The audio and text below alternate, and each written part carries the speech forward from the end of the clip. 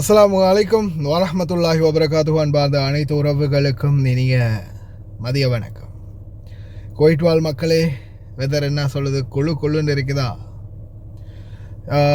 இப்போ பிட்டு கேட்டு மனைவியால் கொலை செய்யப்பட்ட நபர் அப்படின்னு ஒருத்தர்கிட்ட ஃபோட்டோ போட்டிருந்தாங்க. இது இந்த நபர் தான் கொல்லப்பட்டதாக தெரிவிச்சிருக்கிறாங்க.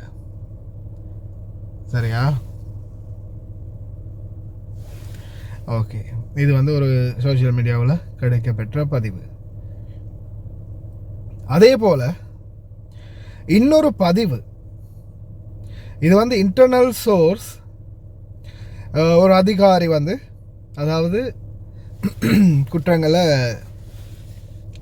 நடக்கக்கூடிய இடங்களில் போய் அவங்க பகுப்பாய்வு செய்யக்கூடிய அதிகாரி. அதில் ஒருத்தர் நம்மளுக்கு தெரிஞ்ச கை.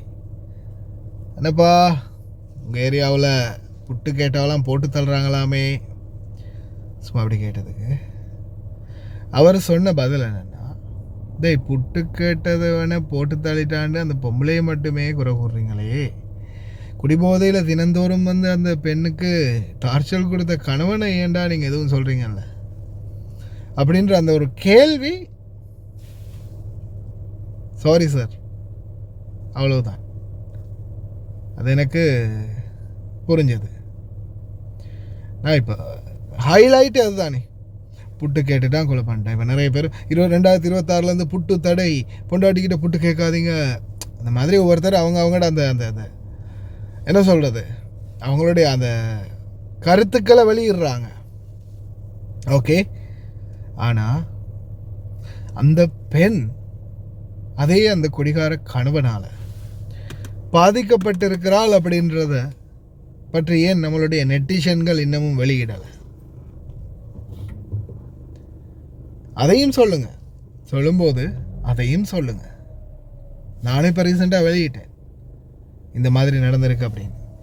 ஆனால் இது சம்மந்தமாக அந்த உண்மையான சம்பவம் என்ன அப்படின்றத கேட்ட பிறகு பேசாமல் இருக்க முடியல. அதாவது வயலுக்கு போயிட்டு வந்தார், புட்டு கேட்டார், இல்லை புட்டு தர முடியாதுன்னு சொல்லி பொண்டாடி போட்டு தள்ளிட்டா, 4 பிள்ளைன்னு தந்தை இறந்துட்டார் அப்படின்றது தான் ஒரு ஹைலைட்டான நியூஸ். அது மட்டும்தான் நியூஸ், அதுதான் எல்லா இடமும் பரவிச்சு.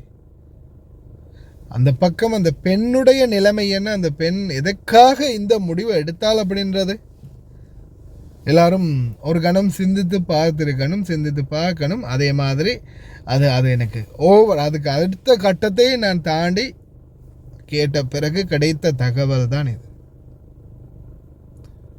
இதுதான் நிலைமை, இப்போதைய சூழல் இதுதான். ஆனால் இலங்கையை பொறுத்த வரையில் இன்னைக்கும் எங்களுடைய வெளிநாடு வாழ் சகோதரிகள் 150% பேர்கிட்ட 50% கேட்டால் அவங்களுடைய பதில் அதாக தான் இருக்கும். கணவன் குடிகாரன், அல்லது கணவனால் சம்பாதிக்க முடியலை, சம்பாதிச்சாலும் அதை குடிக்கிறாரு, போதைப் பொருளுக்கு யூஸ் பண்ணுறாரு, சம்பாதிக்க போகிறாரு, இல்லை போதைக்கு அடிமையாகி இருந்தார், குடிப்பழக்கத்துக்கு அடிமையாக இருந்தார், இப்போ அவரால் எதுவுமே பண்ண முடியலை, வேலை கூட போக முடியலை, நோய்வாய்ப்பட்டு இருக்கிறாரு. இந்த மாதிரி ஏதாவது ஒரு சம்பவம். இலங்கை அரசாங்கம் முழுதாக இந்த போதைப் பொருளை எப்படி அழிக்கணும் அப்படின்னு முயற்சி பண்ணுறாங்களோ, அதே மாதிரி நாட்டில் மதுபானம் அப்படின்ற ஒன்றையும் இல்லாமல் ஆக்கினால், அதே நீ வெளிநாட்டுக்காரன் வாரான், வெள்ளைக்காரன் வாரான், அவனுக்கு கொடுக்கணும், அதை அப்படி இல்லாமல் ஆக்க முடியாது அப்படின்ற மாதிரி கருத்துக்கள் வரலாம். 5 ஸ்டார் ஹோட்டல், 7 ஸ்டார் ஹோட்டலில் போயிட்டு ஒரு விவசாயியோ, ஒரு சாதாரண கடல் தொழிலாளியோ அல்லது ஒரு கூலி தொழிலாளியோ போய் குடிக்க போகிறதில்லை. அப்படி குடிக்கிறதா இருந்தாலும் அவனுடைய 1 மாதம் அல்லது 2 மாத சம்பாத்தியத்தை அவன் சேர்த்து வைக்கணும். ஒரு 5 ஸ்டார் 7 ஸ்டார் ஹோட்டலில் போய் குடிக்கிறதா இருந்தால், அல்லது ஒரு வெள்ளைக்காரனுக்குரிய கிளப்பில் போய் குடிக்கிறதா இருந்தால், அதே வெள்ளைக்காரனுக்கு அது பிரச்சனை இல்லை, வெள்ளைக்காரன் குடிச்சிட்டு போயிடுவான். அப்போது நீங்கள் அப்படியான டூரிஸ்டையும் பார்க்கணும் அப்படின்ற பட்சத்தில் நீங்கள் இந்த மாதிரி உயர்ந்த இடங்களில் மட்டும் நீங்கள் மதுபானத்தை விற்றுக்கோங்க.